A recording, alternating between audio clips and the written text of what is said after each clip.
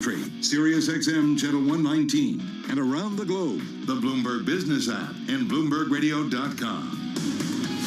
This is Bloomberg Business Week. You know, we often talk about Warren Buffett, Berkshire Hathaway, and their, the kind of things that they like to invest in and their way. One thing Warren Buffett doesn't like to maybe give a bunch of money to is investment bankers. I mean, who likes to pay fees? Not everyone has the power that Warren Buffett has to say, no more fees. Hey, you're going to be paying these. We're going to get into it with Kat Chiklinski, finance reporter for Bloomberg News. She covers all things Berkshire Hathaway in just a few minutes. First, though, a check of this trading day, less than 90 minutes until they close. Hey there, Charlie. Hello there, Tim, and here's what's going on. And some First people of all, have we begin with Berkshire Hathaway shares. They are trading lower now by 0.2%. The Dow, the S&P, NASDAQ, they're all advancing. Stocks are climbing as a sell-off in treasuries deepens on Fed Chair Jay Powell signals that the central bank will take more aggressive measures to tame inflation. S&P, as I mentioned, up now by 0.9%, up by 41 points. The Dow again up 0.6. We've got NASDAQ up 1.7%.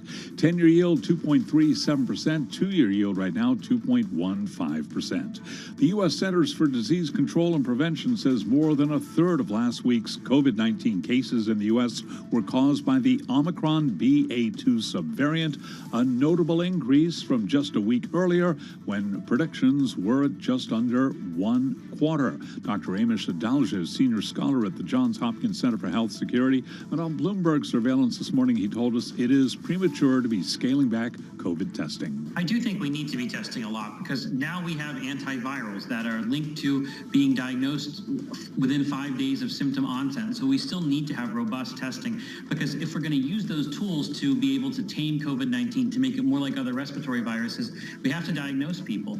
And I don't know what the exact number of tests needs to be done to be sufficient, but I think we want to have robust testing so people know what they're sick with and can get linked to treatment. The Johns Hopkins Bloomberg School of Public Health is supported by Michael R. Bloomberg, founder of Bloomberg LP and Bloomberg Philanthropies. Checking some of the vaccine stocks that we track on a regular basis. Pfizer down now by 2.2%. Its German partner BioNTech, its ADR is up 2.4%. AstraZeneca up by 0.1%. Moderna up 6.2%. Johnson & Johnson down 0.8%. Gold right now is down 0.6%, $19.23 the ounce, and West Texas Intermediate crude down 0.3%, $111.76 a barrel. I'm Charlie Pelleton. That is a Bloomberg Business Flash. All right, Charlie, thank you so much. You're listening to Bloomberg Business Week. Carol Masser, along with Tim Stanovic. So have you been wondering about the $848.02 a share quirky figure that Warren Buffett's Berkshire Hathaway made for Allegheny? Well, if you have been, you're not alone, and it's why this story is a most read on the Bloomberg. Yeah, it seems like it should have been maybe $850. Just round it up. Yeah, just round it up a little bit. Catherine Chiklinski is finance reporter for Bloomberg News. She joins us on the phone from New York City. Let's go back to the shareholder letter from 2015 from Berkshire Hathaway, where none other than Warren Buffett calls investment bankers money shufflers, Kat. Maybe that's a good place to start. That's a compliment, right, Kat? Yes. Buffett has long disliked investment bankers. I mean, you see this on every deal he works with. You really don't see an investment bank. It's very rare. And most times, if you've seen one in the past, it's because Byron Trott, a former Goldman Sachs banker that Buffett did trust, was on the deal. So Buffett has long avoided them. He actually tends to use one law firm in particular, and steers clear of investment bankers. So tell us about this amount, because this was to pay for what? So it was an odd price, and I think it caught everyone's attention. 848.02 is oddly specific. And so what we learned is that, Berkshire was willing to pay $850, but they said, we don't want to pay the investment banker. So they told Allegheny, any fee for the financial advisor is going to have to come out of the proceeds of what the shareholder is going to get. And so that's why you see the weird difference. They even mentioned, they noted it in a regulatory filing last night saying, yes, it's $850 minus the fee, and that's why each shareholder is getting $848.02. Or $27 million would have gone to Goldman, right? Or it does go to Goldman. Totally. Yeah. So typically, where does that $27 million. Where does that money typically come from in a deal like this? Well, I think it's just generally all lumped in together, and I think some of this is just symbolic. Obviously, investment bankers are still getting paid on this deal, but I think it's Buffett's way of showing to investors that, hey, you do end up paying for the investment banking fees, whether you think you do or not. And here it's quite clearly spelled out exactly how much everyone's going to pay. Who does he think should pay for the fees? So he's not a fan of using them at all, which is a funny quirk these days, because obviously a lot of people use investment bankers as sort of a due diligence effort, to make sure that they're surveying all the possible options for deals to be in the best interest of shareholders. But, for Buffett, a 91-year-old deal maker who's done this for many years quite successfully, I think he, thinks you should go with the cheapest option because, yes, as he said before about investment bankers, they're expensive money shufflers who are clamoring to be fed. Okay, so he usually uses the law firm Munger, Tolles & Olson, which is, of course, Vice Chair Charlie Munger's law firm. But as you write, there have been exceptions when it comes to Warren Buffett and investment bankers. Who has he become fond of? Yeah, so actually one of his biggest bankers was Byron Trott. He's a former Goldman Sachs banker. He now runs BDT. What? Goldman Sachs? Wait a minute, They were supposed to get Kat. $27 million Come from Warren on, Buffett. I'm confused now. All right, go ahead. Not only was Byron Trott a Goldman Sachs banker, but Buffett used to invest in Goldman Sachs before. Right. He obviously got a lucrative deal at the height of the financial crisis in the institution, and he stayed well into 2020 as an investor in the bank. So he doesn't dislike all banks or everything. It's just that investment banking vertical. Is that fair? Well, and Buffett is he's sometimes he'll check the nickels and dimes of every deal. He's very cost conscious, and I think this is one of the best examples of he's careful. He doesn't want Berkshire to have to pay more than they need to for fees on the side of a deal. Okay, all that said, Kat, we just have about a minute left with you, and you know more about Berkshire Hathaway than pretty much anyone else we talked to. We've had a day to read into this deal, the transaction, the biggest for Berkshire Hathaway since 2016. What do you make of it? It's unique. I mean, it's funny to me because whenever I've talked to shareholders or investors about where would Berkshire make its next big deal, it wasn't insurance. Insurance is such a historically important business to Berkshire, but they've really built up such a dominant position that, in any kind of insurance acquisition, in my eyes, would have been smaller bolt-on deals. So for it to be one of their biggest deals, I think it's striking. I think it does speak to the fact that Allegheny is a bit of a different business in that they have a lot of insurance operations, but they're also kind of a mini Berkshire. They have a toy making business and a funeral services one. So they have some different operations, and they know the CEO. Joe Brandon used to run Gen Re, and so there's some connections there. I got to tell you, Kat, it just feels like he's warming up to something. I'm thinking about Occidental, and you got Allegheny. I just wonder if he's warming us all up for another big deal. And we know if he does, you'll be on it. Kat Chiglinski, she's finance reporter at Bloomberg News, joining us on the phone in New York City. Let's get to Washington, D.C. for a check of the latest world and national news. Nancy Lyons standing by in our 99.1 newsroom. Hey, Nance. Thanks, Tim. Judge Ketanji Brown Jackson is taking some tough questions as she appears for a second day in front of the Senate Judiciary Committee. She's being asked about her approach to the law and her record as a trial judge for nearly a decade. Bloomberg's Zerf Chapman has more. Chairman Dick Durbin asked Jackson how she treats the words in a law or the Constitution itself. I'm looking at the text. I'm trying to figure out what those words mean as they were intended by the people who wrote them. I am not importing my personal views or policy preferences. I'm also looking at precedent. Durbin also brought up Jackson's earlier role as a federal public defender, including of Guantanamo prisoners. She said public defenders don't get to choose whom they're asked to defend. In Washington, Irv Chapman, Bloomberg Radio. Well, as Russia continues its bloody war against Ukraine, Senate Majority Leader Chuck Schumer is urging his colleagues to send a message to Vladimir Putin and revoke most favored trade status with Moscow. Every drop of Ukrainian blood demands a response. And the United States has an obligation to stand behind this young democracy. Schumer says it's important to pass the legislation before President Biden heads to Brussels this week. The House has already approved the measure. Chinese investigators say the pilots of a doomed China Eastern Airlines flight failed to respond to multiple calls from Chinese air traffic controllers after tipping into a deadly nosedive. They're still sifting through evidence to determine why the Boeing 737-800 plane carrying 132 people crashed in southern China yesterday. Global news 24 hours a day on air and on Bloomberg Quick Take, powered by more than 2,700 journalists and analysts in more than 120 countries. I'm Nancy Lyons. right, Nance, thank you so much. Carol Masser, Tim Stanovic, we are at Bloomberg headquarters in New York City, and we've got a really cool story. I don't know if it's cool, but it's interesting. I was going to say, what do you mean by cool? Nothing's cool when it comes to COVID, but a story in Business Week we're going to get to in just a moment about, how many more shots are we going to get, basically, because the variants continue, or the subvariants continue. What we're talking about right now is the BA2 subvariant. It's gaining ground in the U.S. It's the variant of the Omicron. It's continuing to gain ground here in the U.S. according to COVID-19 test sequence over the last 2 weeks. A firm called Helix, it's based in San Diego. It's a genomics firm. It's been watching the BA2 variant since it popped up in the U.S. in early January. Now, Carol, although it was initially slow to take hold, Helix now estimates that 50 to 70% of all COVID cases nationwide are BA2. Yeah, and it's interesting.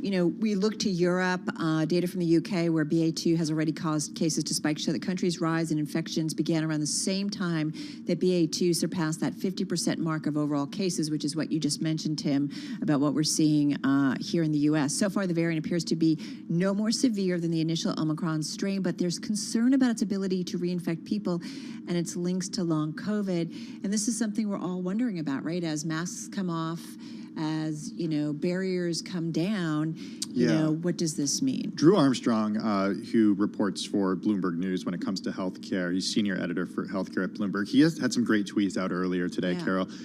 He said the bump in New York City cases, that there is a slight increase in New York City cases. The bump is very small at the moment. He did say that New York City has a high rate of vaccination because a lot of the focus has been around New York City. Oftentimes, this is where we've seen spikes early on in different variations of the pandemic. He said there's a great deal of prior infection as well. So you have to think about that on the perspective of the country, too. Right. So how many people had Omicron before? How many people are vaccinated? So we don't know how it's going to spread. Right, exactly. But just remember, when we have these variants, and COVID tends to grow exponentially. So it may seem low, and then all of a sudden it takes off. Anyway, we're going to talk a little bit more about this in just a moment, a story from Bloomberg Business Week. Right now, though, you are listening to Bloomberg Radio.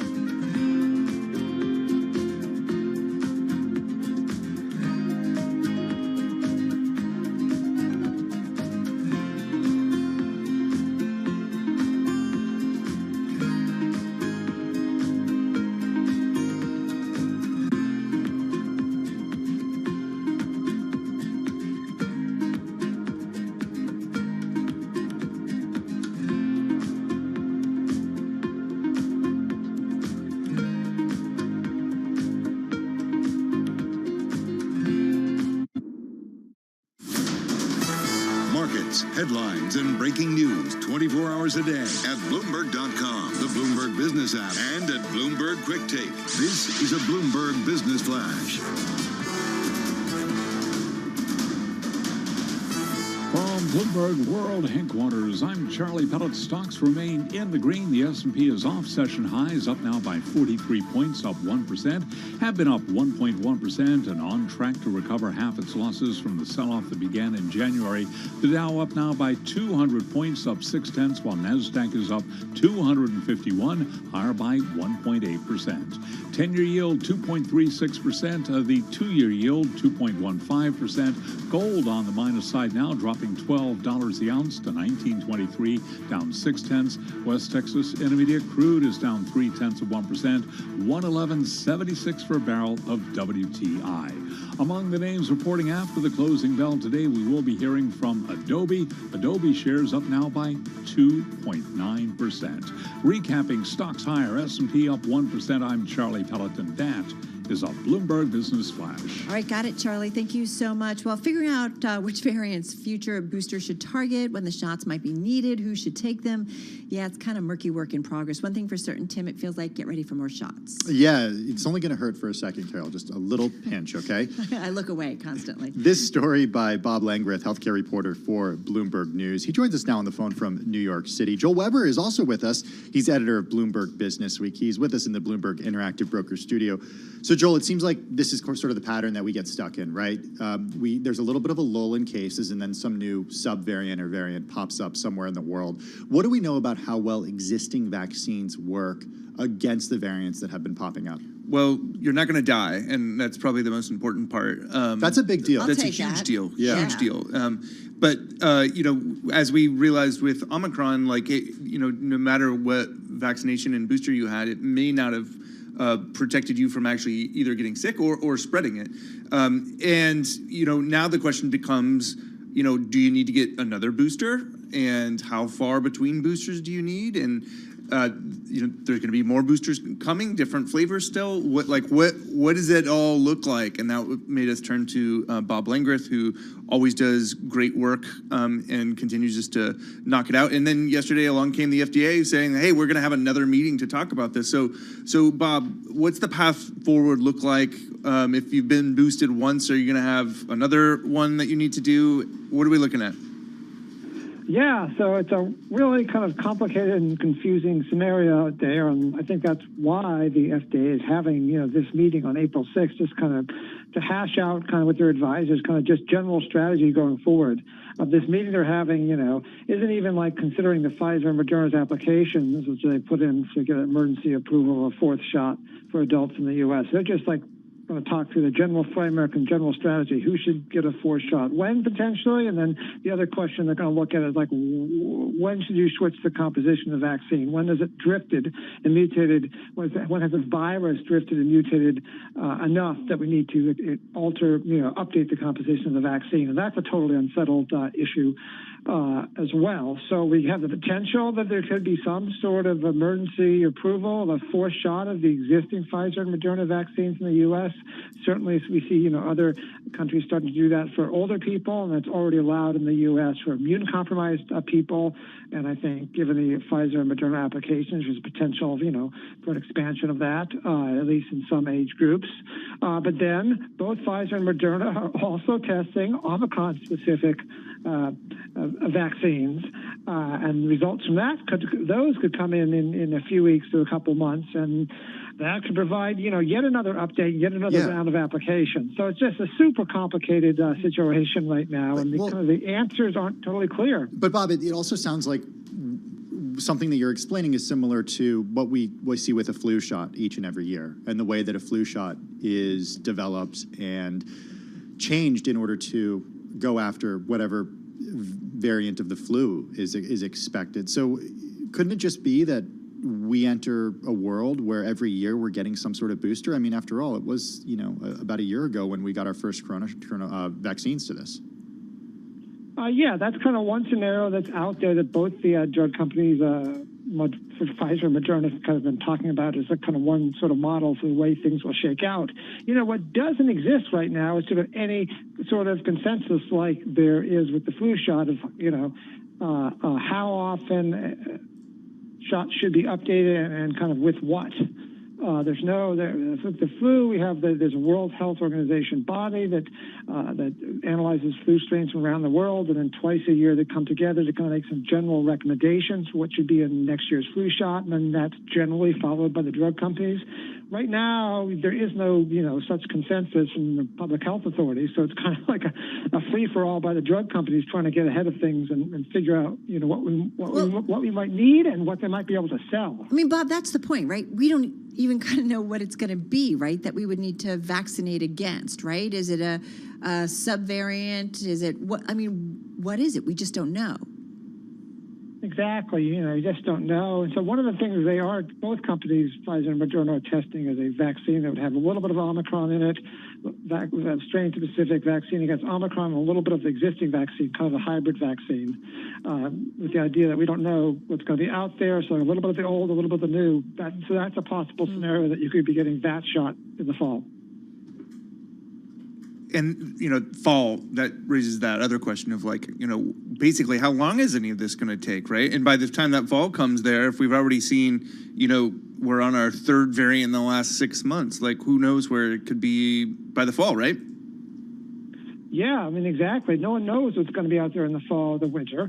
And that's why there's definitely a very strong contingent of researchers who say, we're always going to be behind the eight ball chasing variants, and we really need to have a much more concerted effort, a focused effort in coming up with, a universal vaccine that would protect against, multiple coronavirus strains and multiple types of coronaviruses. So you'd only need to get that once or maybe twice, and we need to change our focus more to that. But it's still a ways off, that kind of universal vaccine, which we all want. Well, what we do know is, and I was struck by, and I know the amount of money that these drug companies are You read that and you said, wait a second, Pfizer? Moderna? $36.8 billion in sales for Pfizer's vaccine. Moderna, I guess it was almost $18 billion. I mean, it's a lot of money. We get it, government support. Right, this is all fueling it. It's big money for these guys, just quickly. Oh, yeah, it's enormous money, and there's a tremendous financial incentive for, coming up with a model that they can sell continuous rounds of new vaccines every, 6 months to a year. So both companies have a tremendous financial incentive in convincing either people or at least governments that they need to continually buy more and more vaccines. Because right now, these are the biggest selling products in the medical products in the world, and they want to keep it going. So the future of boosters, somewhere between unnecessary and urgent. I know that's not an insignificant margin there, but there you go. Yeah, it's all over the place. Bob, thank you so much. Bob Langrath, he's Bloomberg News healthcare reporter, along with Bloomberg Business Week editor Joel Weber. Check out that story online and on the Bloomberg. March is Women's History Month, and every day this month we are celebrating significant moments in women's history. Now with your installment for Tuesday, March 22nd, here's Bloomberg's Renita Young. On this day in women's history in 1638, Anne Hutchinson is banished from the Massachusetts Bay Colony for her religious teachings. She began hosting theological discussions in her home when she moved to Boston. Hutchinson criticized clergy who at the time promoted a deed-based theology. She advocated that salvation was assured only through grace. But Puritan authorities who were threatened by her teachings charged her with heresy and sedition. Hutchinson was later convicted of blasphemy, and the judgment was banishment from the Massachusetts Bay Colony. That's today in women's history. I'm Renita Young, Bloomberg Radio. And a big thank you to Bloomberg's Renita Young for today's installment of Today in Women's History. All right, so we are getting ready to join our TV colleagues to talk a little bit about the markets. In terms of the equity front, we are hovering near our highs of the session, so stocks are up. You know what else is up? Crypto? Bitcoin? No, oh, Treasury that's what I was going yields. to say. Okay. Come on, Tim. You know where I'm thinking. I know. All right, stick around. We're going to get to a little bit of market chat or countdown to the close in just a moment.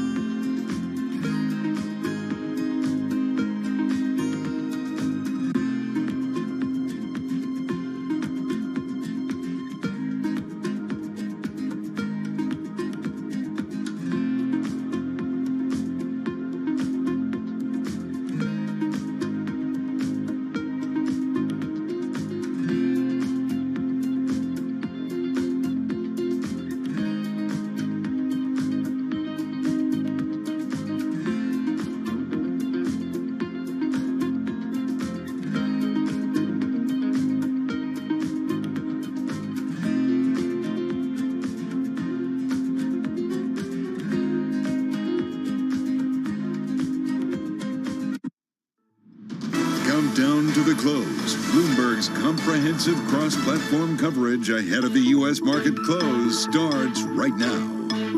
This is Countdown to the Close, just 60 minutes left in the trading session. Caroline Hyde, Taylor Riggs, Gina Martin Adams in the house, joined now by our colleagues Carol Masser and Tim Stenovic. We together, of course, welcome across TV, radio, YouTube to dissect what is, well, for once, your 60-40 kind of working out okay, Carol.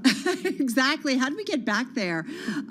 It's been another interesting trading day. I've been watching, you know, guys, I like to watch the NASDAQ Golden Dragon China Index up another almost 9% today. Do you know it is up about 50% in the past 6 days? And Bloomberg has done some analysis and looking at a third of the companies in that index with multiple price targets, a 200% spread between their highest and lowest. So the point is, we don't really know where these companies or analysts don't know where they're going to end up. So a lot of volatility there, at least in terms of the forecast. Well, also getting a bid today is Bitcoin, higher by 3.5%. I know. You're so glad I went there, right? I am, always. Look at this. It's actually at levels, Caroline. I know. Last seen in the early part of the month. So it was in a little bit of a tight range over the last few weeks. It's finally getting another bid today.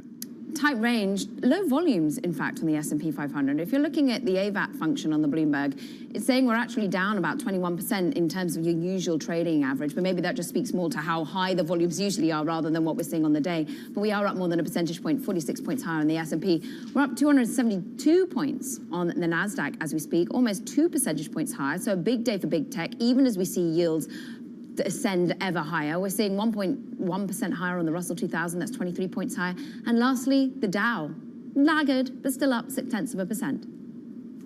When we think about sectors, though, some really interesting things opening up at the sector level, perhaps an indication of what's coming from sectors versus what's been. As long as oil prices remain suppressed, you've lost a little bit of a bid in the energy sector, which had been clearly very, very dominant. But suddenly investors pushing back into risk as well as growth. Some sectors we really haven't seen at the top of the leaderboard in quite some time. Consumer discretionary on account of that nice Nike boost, as well as communication services. Financials kicking in a little bit of growth. Pretty broad-based gains. I think this is a market that is saying, hey, you know what, we believe in the Fed. We believe that the broader economy can withstand higher rate hikes, and we can stand this. I think they love those Bullard comments. Maybe it is 1994, and the Fed can finally, navigate this well. Did you say soft landing? Wait a minute. No, I said Bullard comment. Okay. Hear me say soft landing. When we talk about risk, Caroline, this back attack, it is back. Take a look at this. Can you believe it? Female-led SPAC attack. And the female, the creator of, credit default swaps, Blythe Masters, taking that out is, of course, at one point up more than 100%. You're still up about 80% on the day. Thinking, you guys, about sort of this global risk creation. We had seen really not a lot of SPACs coming out, and sort of at least today, some of that is back. Take a look at in crypto as well.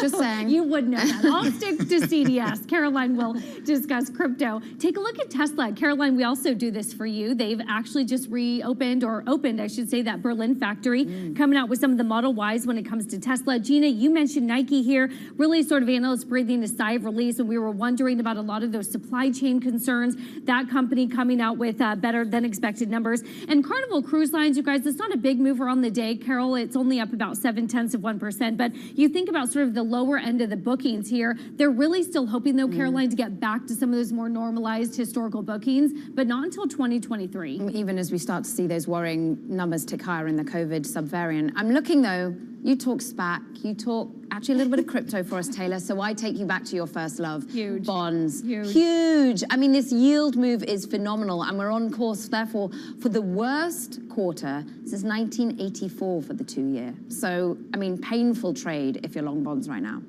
Carol. Yeah, absolutely. Well, when it comes to the trade right now, and especially when it comes to interest rate expectations, faster is better. At least that's what we heard from Jim Bullard. He caught up with our Michael McKee. Of course, he's president of the St. Louis Fed. And Gina, you mentioned those Bullard comments. Here's some of what he said about an aggressive Fed or aggressive moves to come. What you have to do is move the policy rate up discreetly, a fair amount, not to be too disruptive, but I think 50 basis point moves would definitely be in the mix, and then get to a level that we can be neutral, and then from there we can decide if we want to be restrictive and put further downward pressure on inflation. But right now we're putting upward pressure on inflation. It's the wrong place to be given where inflation is. And of course, that's James Bullard. He's the president of the St. Louis Fed, catching up with our Michael McKee earlier on TV and radio. What's interesting, too, is, is it the Fed all of a sudden saying, uh-oh, and just saying we've got to do something really aggressive? Certainly we've heard that from Bullard. We've heard it from Jay Powell. And then they're going to start saying, let's see what happens with subsequent meetings, Tim. Yeah, but look at the way that the equity market has been reacting. Joe Weisenthal had a column out that really resonated with me earlier today, and he mentions the S&P 500 is just 6% off of its record high. So what is it that the equity traders are actually believing? He said, well, the first is that the Fed is not prepared to do whatever it takes to crush the economy, and another possibility that Joe writes about is that inflation can come down without the Fed actually slamming the brakes. Look, I appreciate Joe's opinion, but as an equity analyst, I have to say that the equity market did drop 15% peak to trough. We priced in a lot of risk in that peak to trough drop. We've got to see much bigger risks emerge for stocks to fall from here. And frankly, the equity market is acknowledging the really important thing that Mr. Bullard said, and that is we've got to catch up to normalized policy here. This is not even about moving to tight. This is about moving to norm from a really strong pandemic response that we are now catching back up to. And I think the equity market is acknowledging that's the right thing to do. This far into a cycle with this fast of growth, we need this right now. Gina, I'm curious, is this a market that's relieved that we have a Fed that's really taking inflation seriously? Sort of for so long they had maybe denied inflation, talked about how it was transitory, and for I think a year we were all thinking like this is not transitory, and at least we now know that the Fed is aware of that. I think so. I think that's exactly what's happened in the equity market. We priced in a lot of risk, as I mentioned. It was the worst 3-month lead into a Fed tightening cycle that we'd seen in history. So we priced in a tremendous amount of risk. We priced in rates going higher. We priced up to $150 oil, according to our models. So we priced a lot.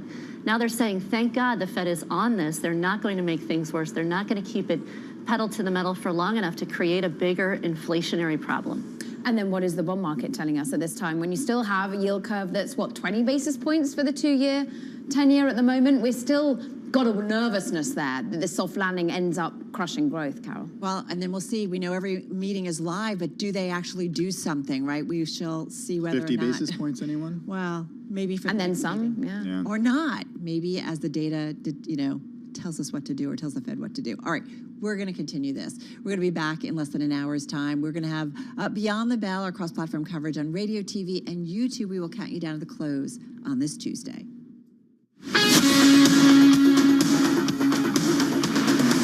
This is Bloomberg Business Week with Carol Masser and Bloomberg Quick Takes Tim Stenovic on Bloomberg Radio. I felt a little tired there because I just feel like we don't know. No, we don't know. It does feel like all of a sudden, I don't know what happened between the FOMC meeting last week and then Jay Powell's comments this week, yesterday, that all of a sudden it seems like, whoa, right, we're going to be a lot more aggressive.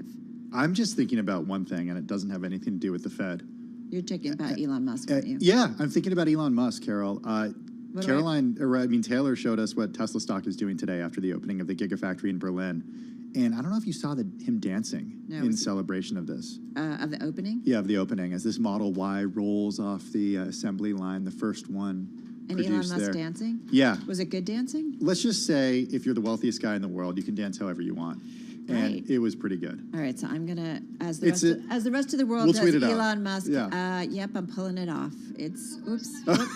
We don't want to be... It sounds like you're playing a pre-roll ad before watching a video of Elon Musk dancing. We're all going to be searching for it. It is remarkable to see the Tesla moves, though. But, take us back to the Fed. I think Gina, though, I want to go back to Gina. I mean, because she really does follow with corporate earnings. And I think it was interesting what she said about so much negativity being priced in. Yeah. Right? We thought that there was going to be an aggressive Fed. We were getting nervous about higher oil prices and energy prices, higher inflation, the war, the impact supply chains. We got pretty negative pretty quickly. We did. Coming off of record levels. Gina's got a great new note out in the Bloomberg terminal for Bloomberg Intelligence. I encourage everybody to go check it out. It says that brightening technicals hint at S&P 500 stabilization after this rout. And this is where, it's very easy to talk about the big moves and the big volatility, but at some point you got to get down to fundamentals, and that's what Gina certainly does for us. All right, you're listening to Bloomberg Radio. Let's get to world and national news. Nancy Lyons in our 99 on newsroom in Washington, D.C. Hey, Nance. Thanks, Tim. The first of 2 days of questioning of Supreme Court nominee Ketanji Brown Jackson is underway in the Senate Judiciary Committee. Republicans have expressed concerns that she's soft on crime, especially in child pornography cases. She says nothing could be further from the truth. These people are looking at 20, 30, 40 years of supervision. They can't use their computers in a normal way for decades. I am imposing all of those constraints because I understand how significant, how damaging, how horrible this crime is. Jackson refused to give an opinion when asked if she favors packing the Supreme Court. She says that's not her role in the system. Russian opposition leader Alexei Navalny has been convicted of fraud and contempt of court and sentenced to 9 years in prison. Navalny is already serving 2.5 years. This will tack another 9 years onto his sentence in a maximum security prison. Navalny says the charges against him are bogus and politically motivated. He dismissed the legitimacy of the proceedings and used his appearances during the trial to denounce Putin's invasion of Ukraine. Navalny was arrested when he returned to Russia after recovering in Germany from a near-fatal attack with a nerve agent. The Kremlin denies any involvement. In Washington, I'm Amy Morris, Bloomberg Radio. A new subvariant of the coronavirus, BA.2, appears to be taking hold in the Northeast. The CDC reports while COVID cases nationally have continued to drop off, New York City saw infections rise 33%. Global news 24 hours a day on air and on Bloomberg Quick Take, powered by more than 2,700 journalists and analysts in more than 120 countries. All right, Nancy Lyons in our 99.1 newsroom in Washington, D.C. with World and National News. So a couple of things that we are watching, of course, when it comes to the Russian invasion of Ukraine, and then, of course, all of the retaliatory measures that have been taken against Russia and Russian billionaires. Well, our story by Benjamin Stupples and Devin Pendleton talks about Russian billionaires are running out of havens to stash their fortunes. Okay, so glance at a map, they write, and Cyprus is barely a blip relative to Russia's vast expanse. The Mediterranean island, it's a mere 0.05% of the size of the world's largest country. But for Russia's top 0.05%, its oligarchs, its billionaires, Cyprus is hugely significant. For years, it's housed an outsized share of their wealth, in some cases even dwarfing what they held in the motherland itself. That at least was the case before Russian troops encamped on the border of Ukraine. In recent weeks, some of the biggest assets held by Russia's richest people have been whisked out of Cyprus under pressure from European Union regulators wielding sanctions on the one hand and Vladimir Putin's demands to repatriate wealth on the other. Okay, so here's some numbers. Viktor Rashnikov last month transferring a $4 billion stake in one of Russia's biggest steelmakers from a shell company in Cyprus back to his home country 2 weeks before he was sanctioned by the EU. And then there's steel tycoon Alexei Mordashov, who made a similar move on February 28th. That's the same day that he was sanctioned. What he did is he shifted arrangements for part of a $1.5 billion stake in the German holiday tour business TUI AG from a Cyprus entity to one in the British Virgin Islands. Yeah, I mean, this is kind of wild. So it's, Russia's become, right, a pariah in the global financial system. We know that. So billionaires who have long sheltered their fortunes abroad suddenly have fewer options of where they actually can put their money, and repatriating assets to a country that at this point we know Russia, it does feel like it's moving towards economic ruin. Putting them within Putin's grasp is a dire proposition. I mean, I can see the nervousness of the oligarchs being like, wait, I'm moving my money back here. What does that mean? Well, because it's also dangerous for them to keep it in the U.S., the U.K., or EU, like Cyprus or the Caribbean, because they face freezes, blockades, or even possibly seizures. Yeah, this is the world we're living in. Anyway, it's a great read. A lot of stuff there. Check it out.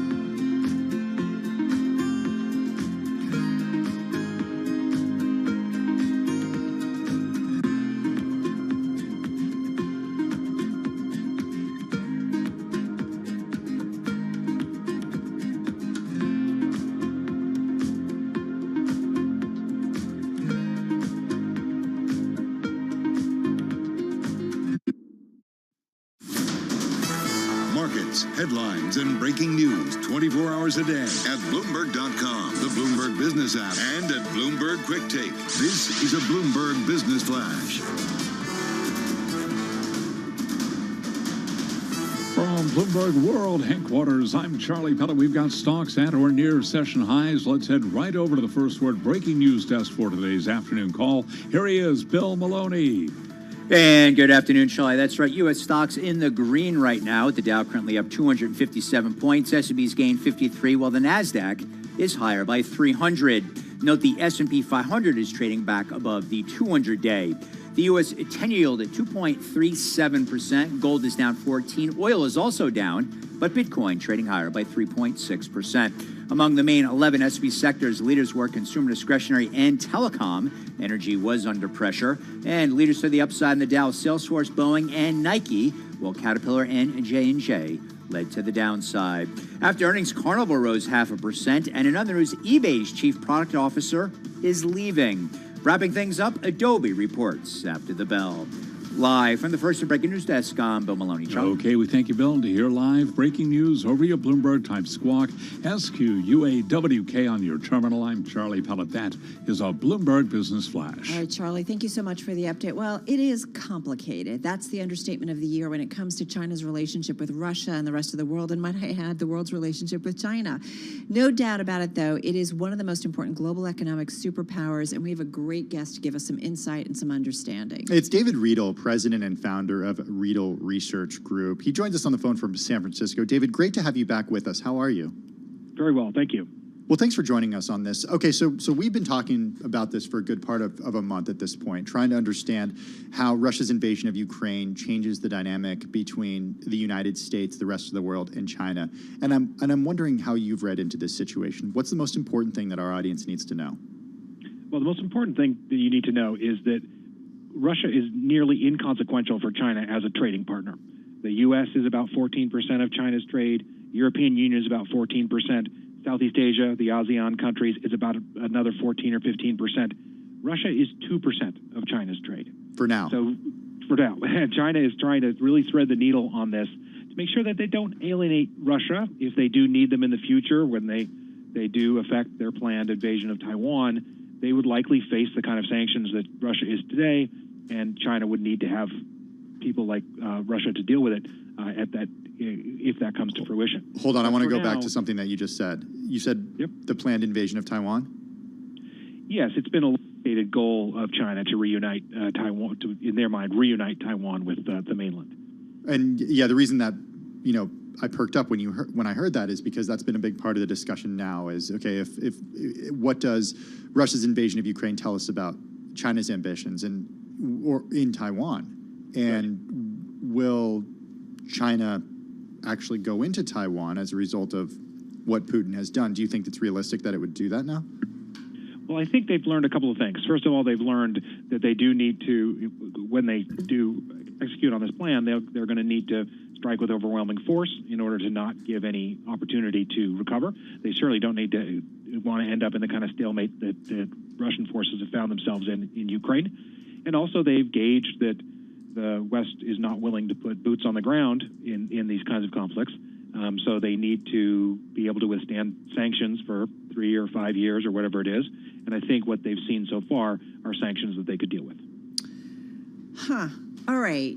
So how should we as investors be thinking about the world? Like, is China going to become an area increasingly where we won't want to be investing because we're not going to like who their allies are, or we're not so sure about what their business policies or market policies? I mean, at first they're over-regulating, it feels, and now they're doing whatever they can to shore up financial markets, right? Like, so I don't know. How do we see it? How do you see it, David? Well, China, of course, is the second largest economy in the world right now, perhaps the largest in some measures, and certainly one of the faster growing of the large economies. And I think you cannot choose to simply ignore it as such a massive market and such a massive influence on investing. I think that China is actually quite clear about their regulations and their plans. They plan to blunt the power of new technology companies that are coming up. Alibaba and Tencent come to mind, for example. They plan to initiate programs that make it better for the everyday Chinese citizen to have health care and Social Security kind of pension plans and things like that. So they're very clear about what they want to do, and investors will have to decide their comfort level with that. I think that we've had some back and forth on the U.S.-listed Chinese names. Seems like there was a little bit of a softening of China's positions about U.S. demands for having American-style audits of those companies. So it feels like they are compromising somewhat. Investors do need to go in with their eyes open in terms of what China has done and will do in the future, but it's too large to ignore. So how do you play it then? Well, right now? I think right now, given the uncertainties, you need to find other players that have advantages that are manifesting in this current environment. For example, Indonesia, large major market, huge oil exporter. You have U.S.-listed companies like Indonesia Energy, INDO, which is a great way to play Indonesia's energy sector. Mexico, we've had a lot of issues with supply chain and shipping issues and port issues and stuff like that. Mexico is there, and they're doing pretty well on their COVID front, and they're inviting more U.S. investment and more connectivity between American businesses. So you think the result of the supply chain issues that we've seen, the shipping constraints, could lead to more cross-border transactions between the U.S. and Mexico? Absolutely. I think this whole situation is reminding us how important it is to have very strong relationships with Canada and Mexico as reliable trading partners. But do you feel comfortable in terms of direct investments in Chinese-listed companies, Chinese-based companies? I think the focus for now needs to be on the higher quality names that are a little bit off the radar screen of regulators. I think the Alibabas and Tencents of the world are going to continue to be pressured, but there are some very good locally listed names in Shanghai and Shenzhen that U.S. investors can access through mutual funds that own those A shares, and also some other smaller companies that are a little bit off the radar screen and not attracting as much fire from Beijing and Washington. Does China and the U.S. do they have to maintain a working relationship? No doubt about it. They may not like each other, but absolutely. They're going to have to. It's a very symbiotic relationship. The U.S. alone is 13-14% of their trade. The other major trading partners are aggregations of other countries, ASEAN and European Union. Right. They absolutely have to have a good relationship with the U.S. for any of this to work. They know that, and we know that. Great to catch up with you again. David Riedel, president and founder of Riedel Research Group, joining us on the phone from San Francisco. So, it's complicated, as we said, but when you lay out the math and the exposure they each have to each other, you can understand why they have to maintain some kind of allies. This is Bloomberg.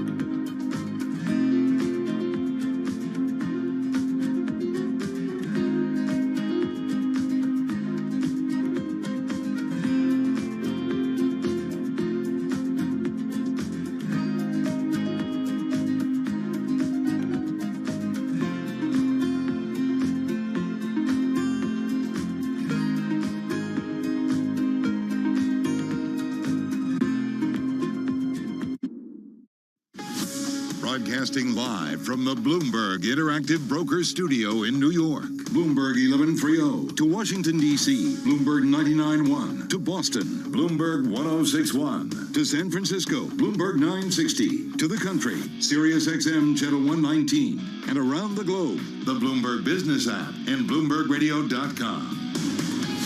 This is Bloomberg Business Week. This is Bloomberg Business Week. Carol Master, Tim Stenovic. Coming up, we're going to catch up with Kriti Gupta. She's got her chart of the day, and it really is zeroing in on the bond sell-off. Yeah, looking forward to chatting with her all about that because bonds certainly under pressure, not just here in the United States, but globally. Because you're a bond dude, aren't you? I'm trying to be a bond dude. James Bond. Oh, there we go. James Bond. Got a funny story about James Bond. I'm going to have to wait, though. Yeah, I'm sorry. All right. First, though, let's get over to our own Bond dude, 007 here. Charlie Pellet, what's going on? Shaken, not stirred. There we go. Here's what's going on. We've got the Dow, the S&P, NASDAQ all advancing. Let's begin with that 10-year, though. The yield right now, 2.37%. 2-year yield, 2.15%. Kriti's going to put it all in perspective coming up in just a moment. S&P higher now by 49 points. We'll get through the numbers. Give you the why in a moment here with the S&P up 1.1%. The Dow with 28 minutes to go up 240 points now, up 0.7. NASDAQ up 269, a gain there of just about 2%. Stocks are climbing as a sell-off in treasuries deepens on Fed Chair Jay Powell signals the central bank will take more aggressive measures to tame inflation. Federal Reserve Bank of St. Louis President Jim Bullard said U.S. monetary policy needs to be tightened quickly to stop putting upward pressure on inflation that's already too high, reiterating his call for rates to rise above 3% this year. Bullard also commented on yesterday's remarks from Fed Chair Jay Powell, signaling the Fed is prepared to move quickly and aggressively on rates. You know, I'm just one person on the committee. I don't know where the rest of the committee will be, and the chair has to manage that process. I thought that was a good speech yesterday that laid out the situation, and we'll see where we are when we get to May 4th. And again, the 10-year yield, 2.37%. Gold down 0.7, 19.22 the ounce. West Texas Intermediate crude oil down 0.3%, 111.76 a barrel. Briefly after earnings, we've got Nike shares advancing today. Nike up now by 2.8%. And the digital media company BuzzFeed is cutting staff and projects it will lose up to $20 million this quarter. Word came as BuzzFeed announced its first earnings as a public company. BuzzFeed up now by just about 6%. Recapping S&P up 1.1%. I'm Charlie Pellet, shaken, not stirred. That's a Bloomberg Business Flash. Thank you so much for that update, Charlie Pellet. Well, as we do each and every day at this time, we take a look at Kriti Gupta's chart of the day. If you do want to get Kriti's chart of the day, just send her an email. You can do that at kgupta129@bloomberg.net. That's kgupta129@bloomberg.net. Or check her out on Twitter and Instagram at Kriti Gupta News. She is Bloomberg Markets correspondent, and she joins us now. Kriti, your chart of the day focuses on bonds. It's totally appropriate given the sell-off that we're seeing. It actually focuses on Boeing today, but don't worry, I'll cover bonds too. We got our I story that is, of course, going to be on bonds. But let's talk about Boeing for a second. You actually have the plane crash that was, I think, pretty tragic when it comes to just obviously the human impact, but it's definitely having an impact on Boeing stock. And that's really the chart of the day today. You are seeing Boeing stock over the last 5 years. And Boeing actually coming down and crashing when you saw the onset of the pandemic, coming back with the FAA and the EASA kind of ungroundings, or I should say ungrounding, yes, of the 737 MAX, and then this kind of pandemic drop.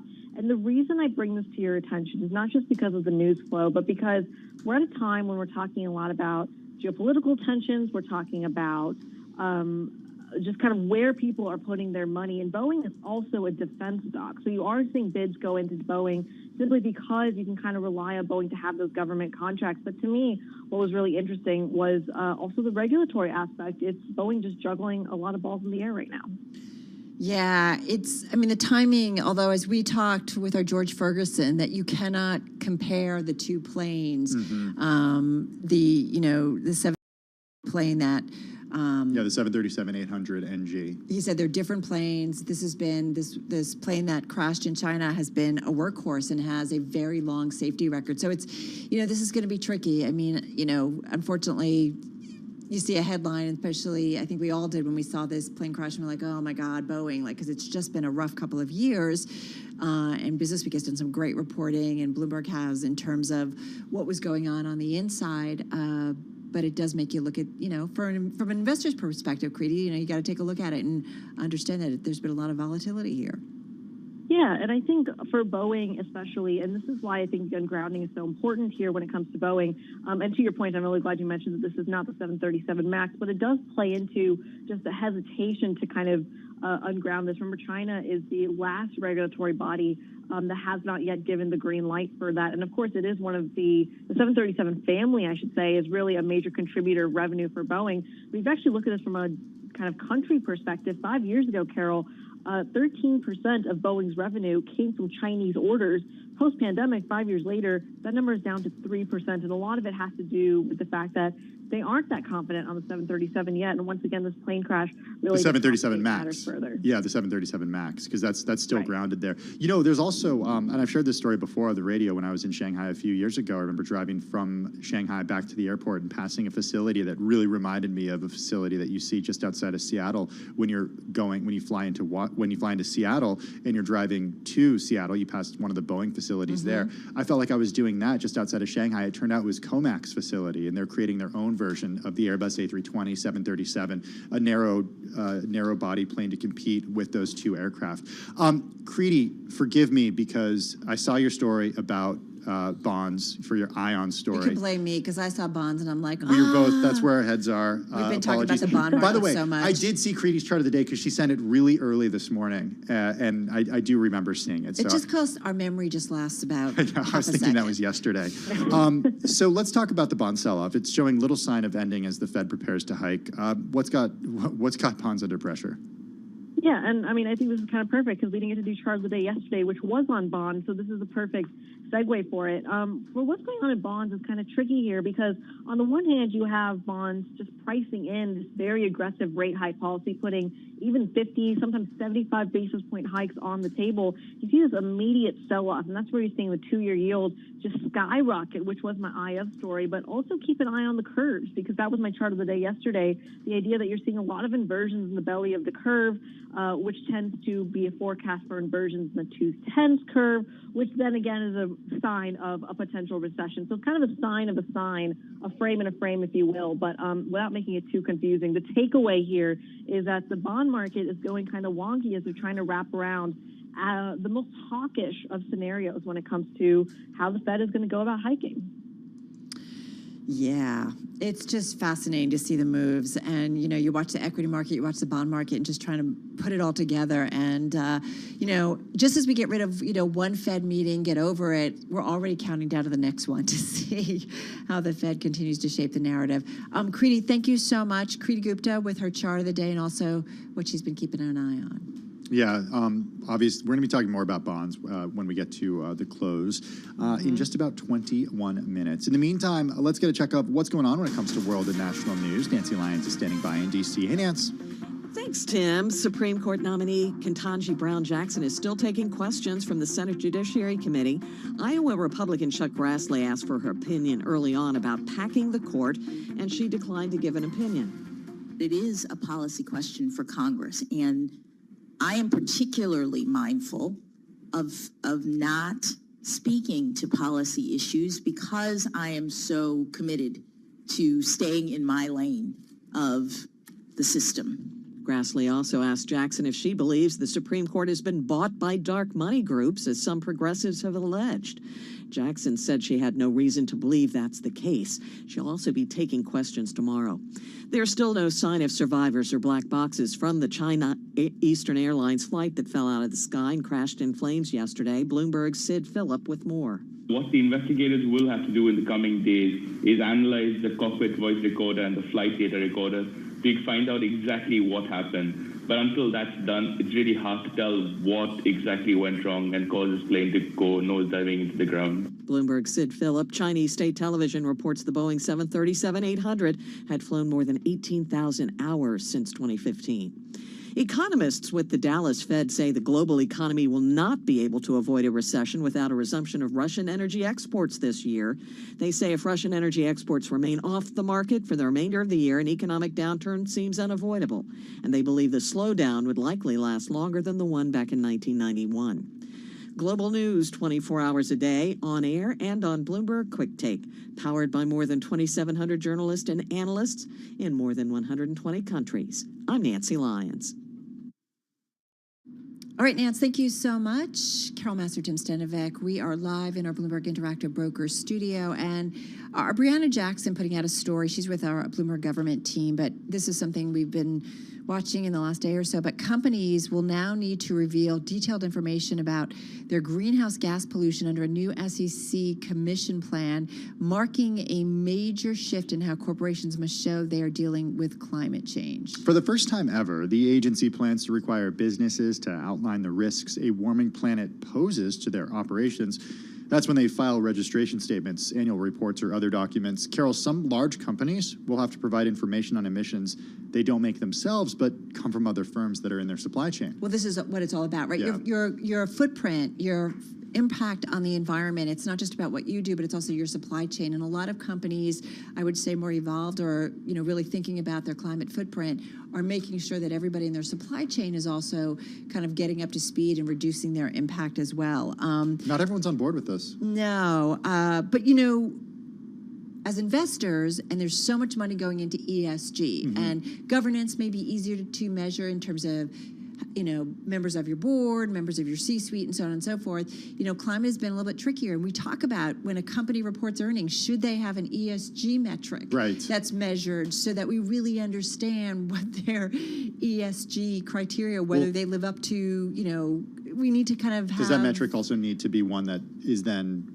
causes shareholders to hold them accountable, right? Yeah, we look at top line, we look at bottom line, we look at projections. And is there, with this compliance, then are you fined if you're not compliant, right? And is there a cost to the company? And so investors will start to really want to know what that cost could be, potentially. Your liability. Yeah, I did mention, Carol, not everyone's on board here. This proposal, Brianna Jackson writes, that was released yesterday, it sets up a major clash with industry lobbyists and Republican candidates who argue that the regulations are outside the SEC's jurisdiction. Arlisa Abramowitz at the Bloomberg Equality Summit doing a panel at this with NYSE key execs. So you might want to check that out. Just go to BloombergLive.com. You're listening to Bloomberg Radio.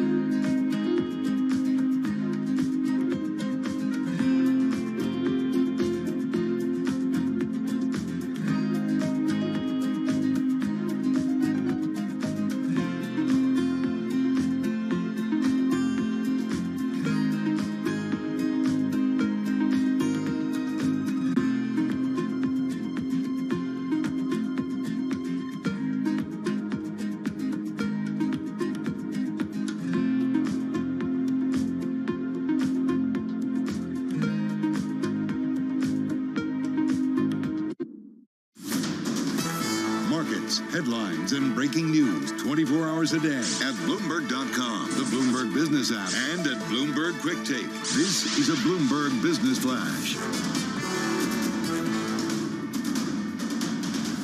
From Bloomberg World Headquarters, I'm Charlie Pellet. Session highs, 13 minutes to go ahead of the closing bell. Right to the numbers. We've got the Dow up now by 291 points, up 0.8%. S&P up 56, a gain right now of 1.3%. And NASDAQ is up 292, a gain of 2.1%. 10-year yield 2.38%, 2-year yield 2.16%. Spot gold down 0.8%, $19.20 the ounce. Bitcoin is up 3.6%. 42,620 on Bitcoin, and a retreat today for crude. West Texas Intermediate down 0.3%, 111.76 a barrel. S&P 500 index on track to recover half of its losses from the sell-off that began in January. Stocks are climbing as a sell-off in Treasuries deepened on Fed Chair Jay Powell's signals that the central bank will take more aggressive measures to tame inflation. One of today's biggest movers, Forge Global Holdings. It is soaring in its first day of trading after completing its tie-up with a blank check company led by Blythe Masters, the former J.P. Morgan Chase executive who helped create credit default swaps. Forge Global is rallying now by 74.1%. After the bell, we'll be hearing from Adobe. Adobe up by 3%. I'm Charlie Pellet. That is a Bloomberg Business Flash. Thank you so much for that update, Charlie Pellet. It's 3:49 on Wall Street. The following is an editorial from Bloomberg Opinion. Judging by state media accounts, Chinese President Xi Jinping was more focused on Taiwan than on the Russian invasion of Ukraine when he spoke with his U.S. counterpart, Joe Biden, last week. But if Xi fears U.S. support for what he calls Taiwan independence forces, many American analysts worry about the opposite, that China might be inspired by Russia to seek its own takeover of Taiwan. While the U.S. should prepare for that possibility, both militarily and diplomatically, it should also remember that having stable relations with China has been crucial to keeping the peace across the Taiwan Strait. Maintaining that stability will require stronger communications, sustained diplomacy, and a greater investment in crisis management tools. True success will ultimately be measured not by whether the U.S. can win a war over Taiwan, but whether it can prevent one. This editorial was written by the Bloomberg Opinion Editorial Board. I'm David Shipley. For more Bloomberg Opinion, please go to Bloomberg.com/opinion or OPI and Go on the Bloomberg Terminal. This has been Bloomberg Opinion. All right, you've been listening to Bloomberg Opinion, of course, there.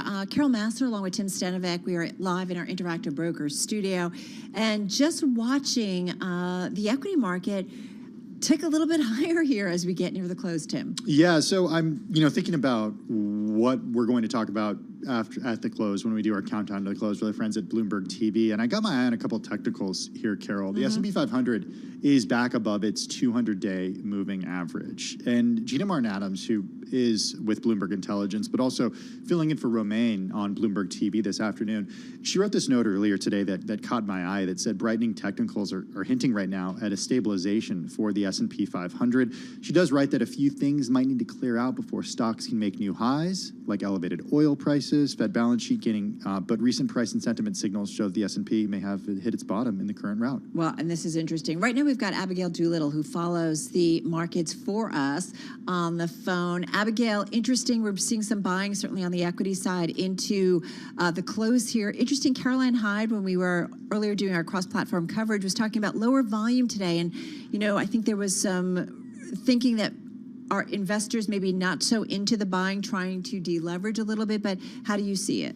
That's an interesting point on volume, Carol, for sure, because here we have this monster rally for the S&P 500, because if we add it on to last week's greater than 6% gain and the best week since November of 2020, these buyers are still out. But to Caroline's point, not on a huge amount of volume, and that could have something to do with what one trader I know, a very savvy trader, was saying that any higher from last week's close, it would be the pain trade, because at that point you look back and you're like, but at the same time you're not willing to go in. So maybe that helps to explain the volume. But yeah, stock's certainly going higher, helped out by, as you know, oil and down. But the interesting part, yields higher. What have you been hearing on that? Good question. Well, this is right. Well, And maybe I always feel like when you get commentary from certainly Jay Powell or any key Fed members, and we've gotten a lot from Jay Powell already this week. He's going to talk again tomorrow. We heard from James Bullard, courtesy of Mike McKeon, is exclusive. But I guess at this point, I don't want to say Goldilocks because we don't know, and there's lots of writing about whether or not the Fed can really engineer a soft landing. It seems like unlikely. But you do wonder that, as Gina Martin-Adams pointed out, that we are still seeing growth in the economy. We are still seeing, growth when it comes to revenues. And so it's not like we're seeing the Fed raise rates into an economy that's already in recession or something. That's such a great point. And sorry to no, please. I guess both ask you a question and to interrupt you there. I am curious, though, to hear what people think, because it's such a strange thing. Just a couple weeks ago, rates could tick up a couple basis points higher and stocks would completely sell off. And here we have this massive rally as we have that 10-year yield go basically from 160 to 240 in 2 weeks. It's really pretty amazing. But I think that that's a great point. It's not like we are in a recession. The idea that the yield curve may invert at some point may point to a recession in the future, but we don't know that. And who knows, as I was asking you that in Hork, so thinking to myself, I'm not supposed to be asking questions. It could be as simple as money coming out of bonds going into stocks. Mohammed El-Arian this morning told John Farrow on the Open, where else are you going to go? It's the most attractive asset class. So Tina, maybe that's the point of it. Right? Yes. Well, okay, especially, wait. But especially if European, if we're worried about growth elsewhere, where are global investors going to put money? Yeah, so China. If you buy China right now, it's sort of like going to, Casino? Las Vegas. Yeah, exactly. We're on the same wavelength there. Right? It may be a tremendous buy, but on the other hand, there's so many risks. And, bottoming in stocks, 75% down there is usually a process, not a point. But I don't know. It sort of looks like maybe it's a point. But yeah. So wait, are you saying that we're bottoming out? Or are people telling you that we're bottoming out? That was my question, Carol. I know. Oh. I love how interactive we are today. Well, look at the conversation we were having last Monday, right? And how much the S&P 500 is up since then. So was that the bottom of this current route? So and it's so funny, I feel like 5 years has gone by since that conversation. My thought would be for China tech stocks that are down more than 75%, that were down more than 75% at the lows, at some point you would think that there's a bottom. If you think about the stock crash around the Great Depression, all in, that was 87%. So China tech is not far from that.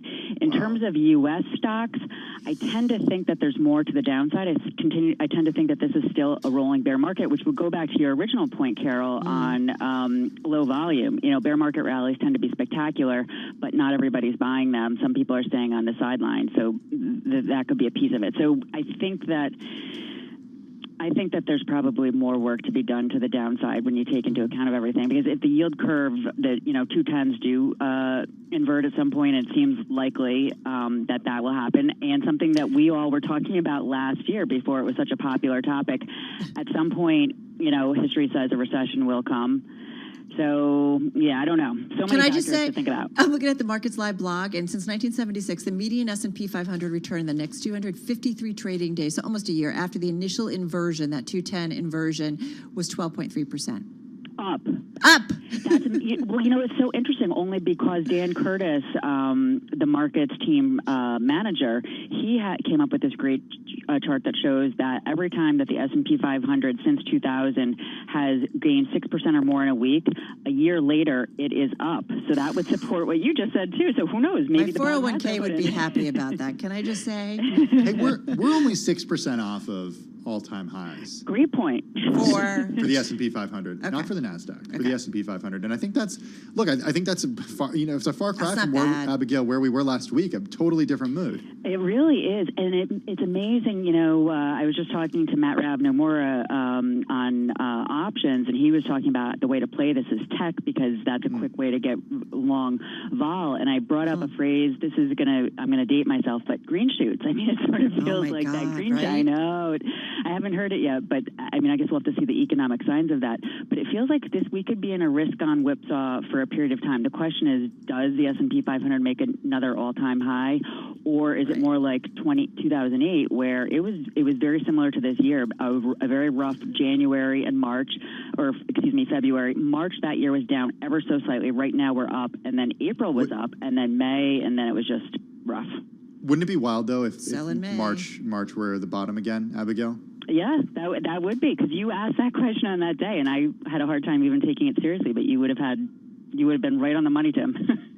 And well, so Tim, how you doing? Don't Any listen other to me. tips for us? No, I got nothing. Sometimes I get lucky. Who knows right. what the future holds? Oh my God, Abigail, so glad we got some time with you. Our Abigail Doolittle, of course, Bloomberg News Markets reporter, joining us there on the phone. And this with just a few minutes left in the trading session.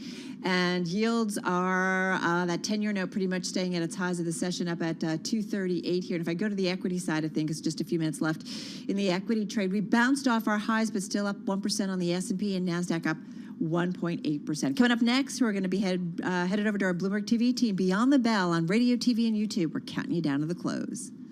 On the Bell, Bloomberg's comprehensive cross-platform coverage of the U.S. market close starts right now. And we are about 2 minutes away from the end of the trading day. Caroline Hyde, Taylor Riggs, Gina Martin-Adams here as we count you down to the closing bell.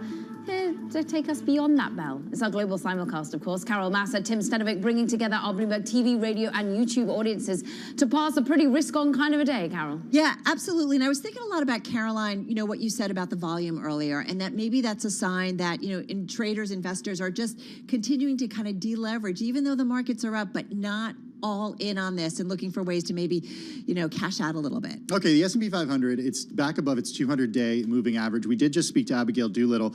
She said it's still a rolling bear market, and there could still be more work to be done, at least on the downside here.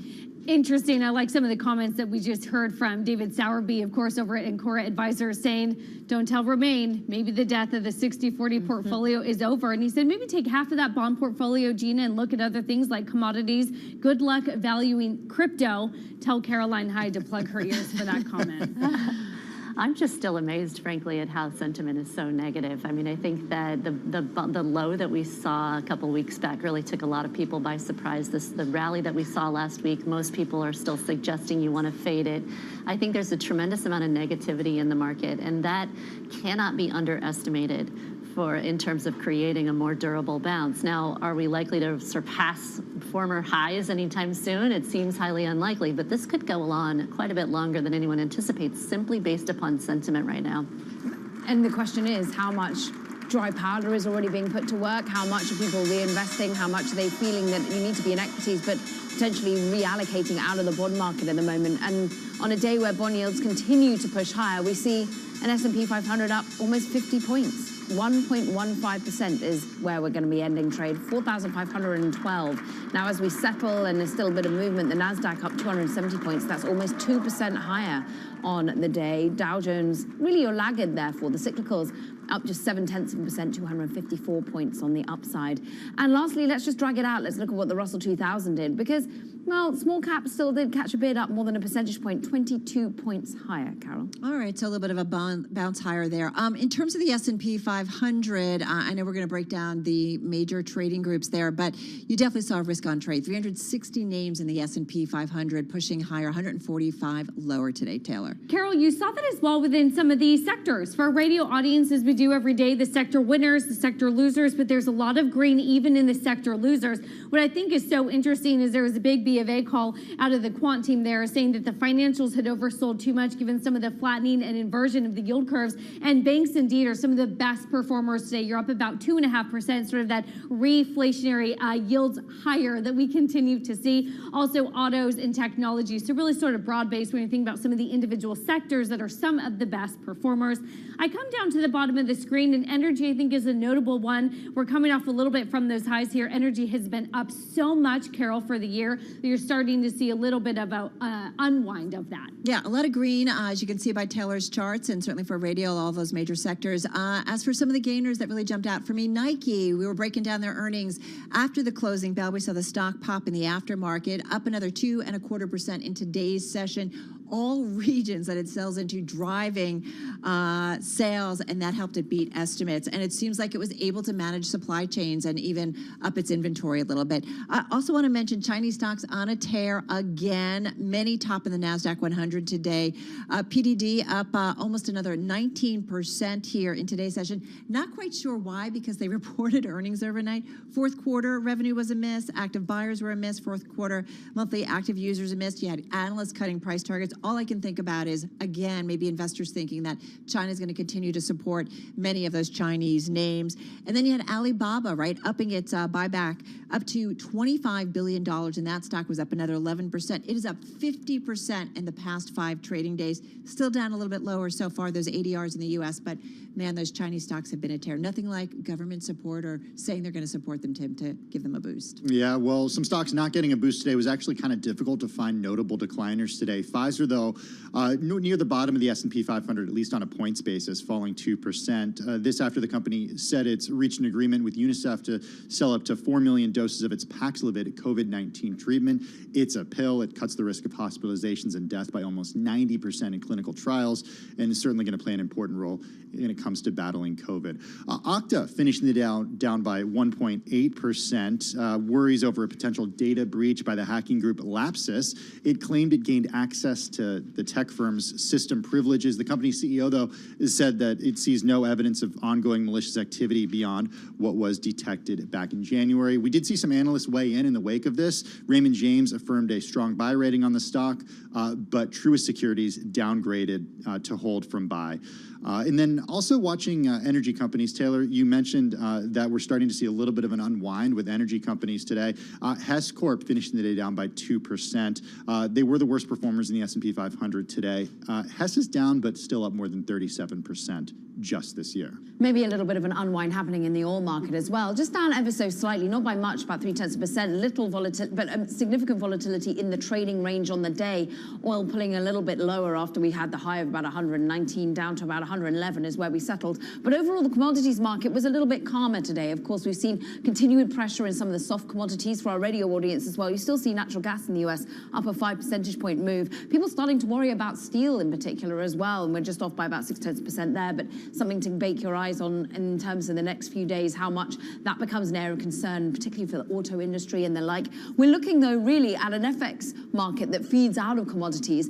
And today, this is a risk-on view from the FX market because your Japanese yen down by a percentage point.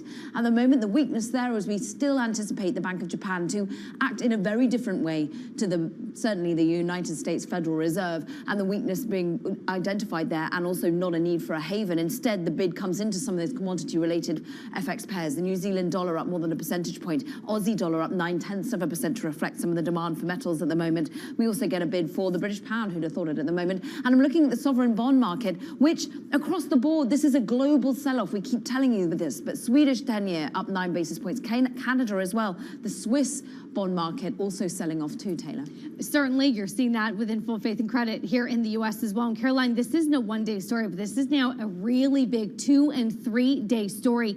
Let me just walk you through the 2-year yield. We started 3 days ago at a 191. You're now at a 216. You're up anywhere from almost 26 basis points in the last 3 days alone. The story also looks pretty dramatic on a 10-year yield. 2 days ago, we were at a 215. You're now at a 238. You think about sort of a 20 basis point move in the last 2 days alone. And Carol, this sort of kicks off this conversation about, again, how much of the negative news about inflation or a Fed hard landing have the markets already priced in, and really how much more are we really looking for guidance from the Federal Reserve? I would note that it is Scott Beinert, of course, over at Guggenheim out with the latest CIO note saying that it is going to be the moment for the Federal Reserve to determine sort of the path forward and how hard or soft the economic landing will be. It's a lot of questions. It's a really tough one. We can see this, the Fed continue to struggle with it. And Gina, I think about, constantly investors have to be determining what is the best investment choice. And so in a rising rate environment, in a more aggressive Fed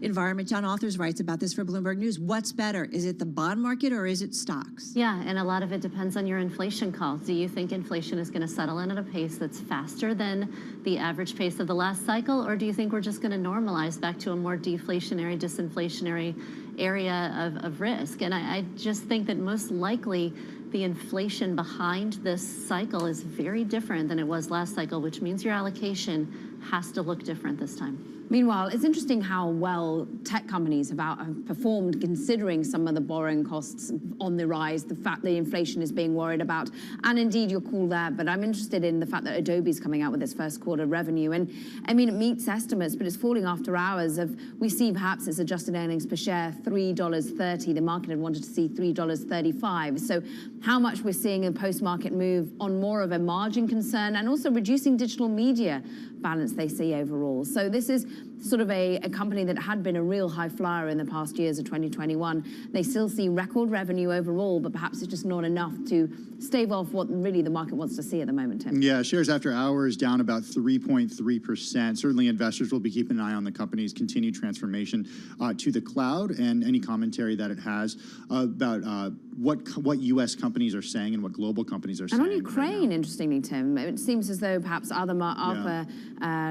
Dow Jones reporting that perhaps they're making a bit of a reduction in their overall viewpoint on their digital media business in the Ukraine. So we got to remember a lot of these companies are affected by some of the geopolitical risks out there. Yeah, absolutely. That's a really good point. Adobe shares right now down about 3.6% here, though, in the after hours. All right, that's going to do it for our cross-platform coverage on radio, TV, and YouTube. We will see you again, same time, same place tomorrow.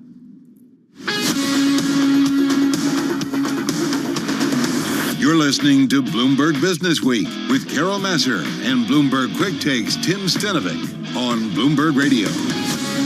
All right, here's what I'm thinking, and I didn't get to say. About Adobe? We ran out of time. No. This is about the yield on the 10-year. What do you want to say? Okay, we are now on the 10-year at a place last seen for the yield on the 10-year, May 22nd, 2019.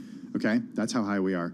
At what point? So pre-pandemic. Pre-pandemic. At what point does this start to? And we already seen it hit mortgage rates, right? At what point does that put the brakes a little bit on the housing market? Because we know that's one of the spaces where we've seen housing inflation. And that's the whole idea about the Fed raising interest rates. How does it help alleviate inflation, right? One of the biggest components we've seen in CPI, right, is lodging. Yeah. And there's been a lot of reporting about rental properties. 60 Minutes did a great piece about people who are just trying to rent and their rents going up by a lot, especially in some of those southern markets where people are moving to. So we shall see. And this is why you have to remember with Fed policy, it takes a while. Some of it you feel right away. Some of it takes a while to work its way through the system. And so that's seems to be working its way through the system already. Exactly. All right, let's get back to World and National News. Nancy Lyons in D.C. Hey, Nance. Thanks, Carol. Judge Ketanji Brown Jackson has been taking questions all day long from the Senate Judiciary Committee, with each member having 30 minutes to query the Supreme Court nominee. Republican Senator Ted Cruz of Texas asked Jackson her personal views on critical race theory. In your understanding, what does critical race theory mean? What is it? Senator, my understanding is that critical race theory is it is an academic theory that is about the ways in which race interacts with various institutions. It doesn't come up in my work as a judge. Jackson was also asked today her opinion about packing the Supreme Court. She refused to give an opinion, saying that's not her decision. President Biden will be attending summit meetings this week with European allies in Brussels as the Ukraine war grinds on. Bloomberg's Irv Chapman has a preview. The president will discuss long-term needs to shore up Eastern European member states. And in that context, he will go on to visit Poland, National Security Advisor Jake Sullivan said. Poland has taken the brunt of the refugee flows. Poland is where the United States has surged a significant number of forces. Poland has to contend not just with the war in Ukraine, but with Russia's military deployments to Belarus, which have fundamentally changed the security equation there. Sullivan said President Biden will also announce more military and humanitarian aid, more sanctions, and steps to deter sanctions evasion. In Washington, Irv Chapman, Bloomberg Radio. Global news 24 hours a day on air and on Bloomberg Quick Take, powered by more than 2,700 journalists and analysts in more than 120 countries. You are listening to Bloomberg Business Week. Carol Massar along with Tim Stenovic. And one story we want to mention, I feel like this really resonates to you. has to do with New York City to drop the school mask mandate for kids under 5. I saw this and I thought How to myself, do you feel about this? well, I thought to myself, wait a second, did I miss the vaccine becoming available for kids under the age of 5? Has your son gotten a vaccine? No, he hasn't gotten a vaccine because he's not eligible yet. But Mayor Eric Adams got a lot of flack a few weeks ago when he dropped the mask mandate for kids who were over the age of 5. And a lot of parents wanted to see the kids under the age of 5 have their mask mandates dropped. This was a surprise to me, though, and I'll catch everyone up. So New York Mayor Eric Adams planning to remove the mask mandate in city schools and daycare centers for children ages 2 to 4, saying now is the time to peel back another layer of COVID-19 restrictions. He said the change will take place April 4th if new infections continue to remain low. This at a briefing on Tuesday. Adams said earlier this month the city would remove the mandate for kids under 5 if risk levels continued to remain low. Here's what's interesting. We've actually seen cases in New York City rise in the last few days. Can I share something you shared with me? I don't know what this is. In your own home? Sure. And where you live? Oh, yeah. You guys are still wearing masks. Yeah, we're still wearing masks. In public areas. Exactly, in the public areas of our building. And one thing that But I you're kind of noticed... alone, right? Well, the other parents of kids under the age of 5 seem to be doing the same thing. But we live in a building where they are wearing masks. They are, the parents of the young kids. But then, if we all get together within someone's apartment, which we did over the weekend, we're not wearing masks there. So I think in public spaces... And you used to be. No, we just wouldn't. I mean, we would get together. We wouldn't get together, during Inside. Omicron, for example. But as cases continue to get lower, they would. The thing is, if we're going to the grocery store and we're bringing our son, and even if we're going alone, we're still wearing masks. And I think a lot of people, and talking to my friends who have kids under the age of 5, we do this because our kids still haven't been vaccinated, even though we know they're at lower risk. Right. It's tricky, right? Yeah. Though, like you think about, because these kids are not vaccinated, and we constantly talk about with COVID, it's all about the community, right? And what you might be exposing somebody to. We haven't heard from our kids' school yet. Maybe we will in April, but they still get tested every week there. This is our world. All right, you're listening to Bloomberg Business Week, and this is Bloomberg Radio.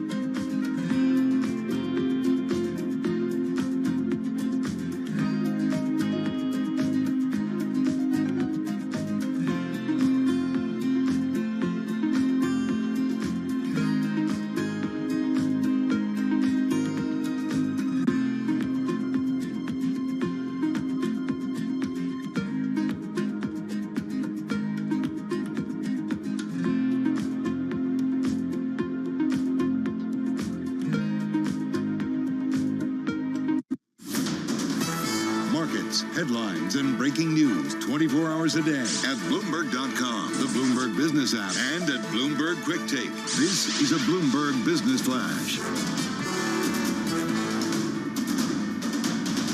From Bloomberg World Headquarters, I'm Charlie Pellet. Adobe out with earnings. Shares lower now by about 3% in extended trading after the software company's second quarter forecast came in below the consensus estimate. Adobe sees revenue at about $4.34 billion.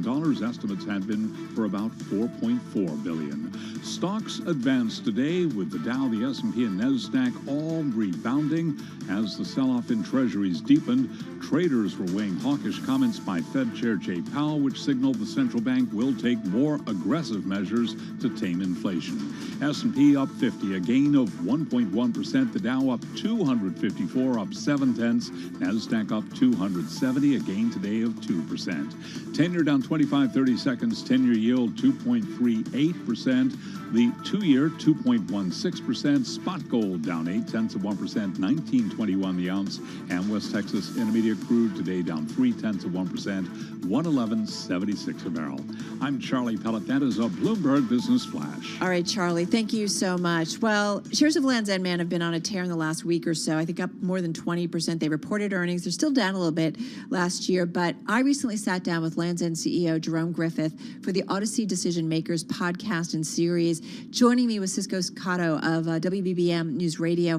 Bloomberg provides business reports for Odyssey radio stations, and in this excerpt, Jerome Griffin talks about how focusing on comfort propelled the apparel company during the pandemic. It was very prescient.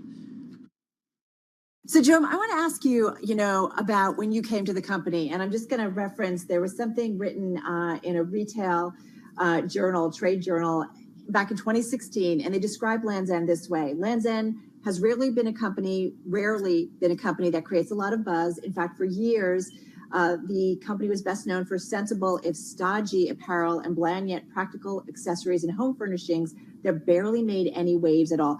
That was 6 years ago. You came to the company shortly thereafter.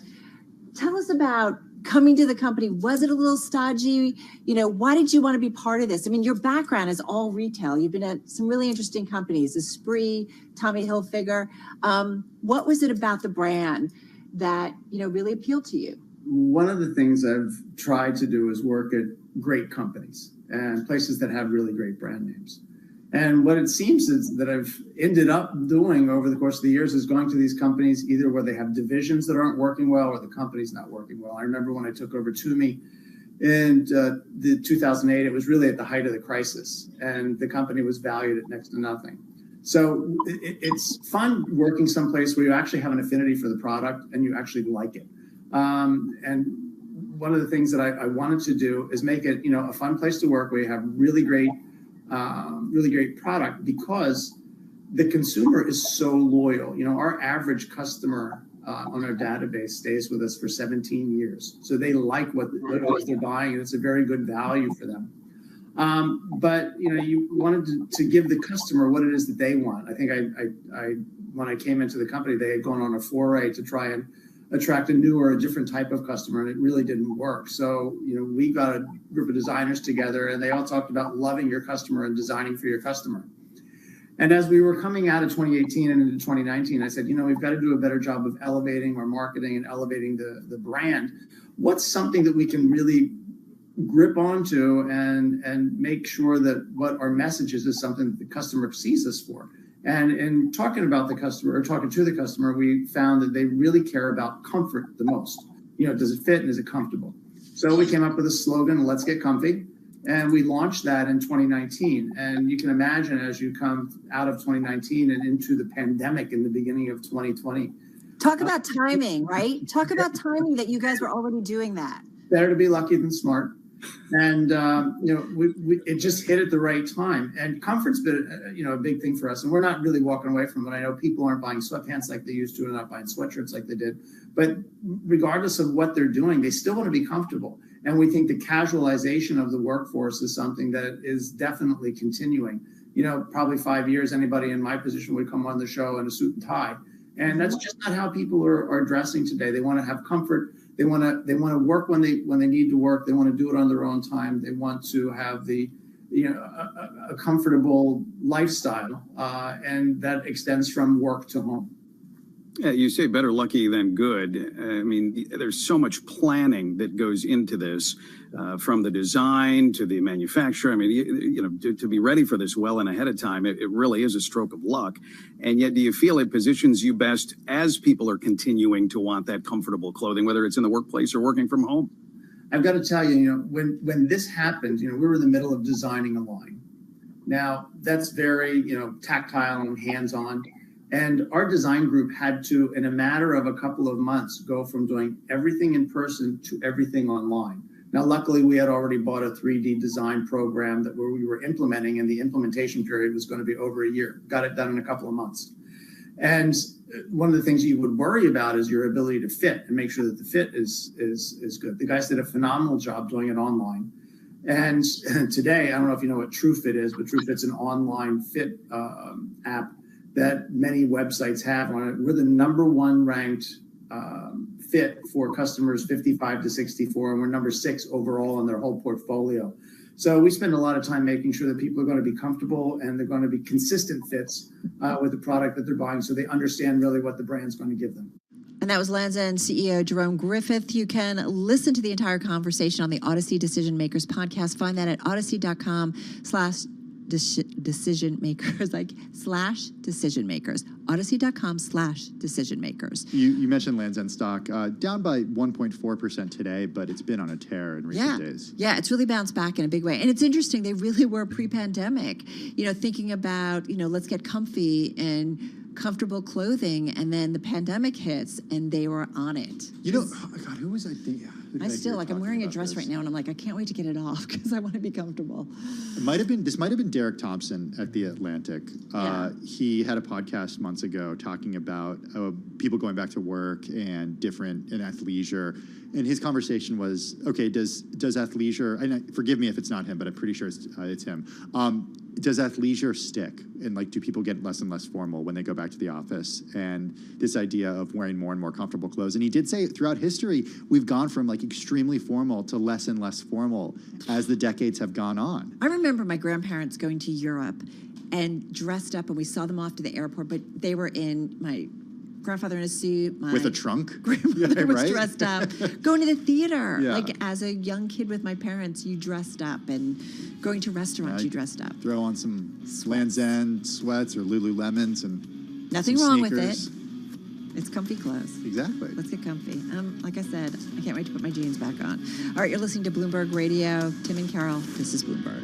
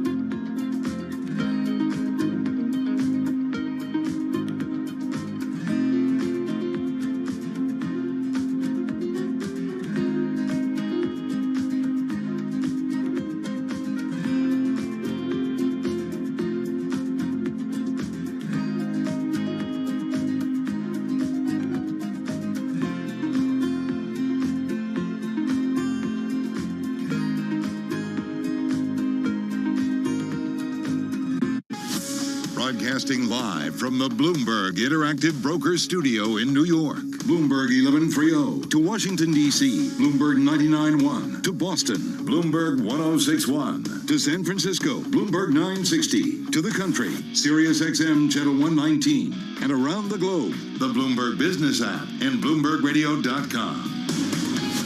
This is Bloomberg Business Week. Got a take on AI? Yeah. You do? Well, I have lots of questions about AI. I mean, it's happening now.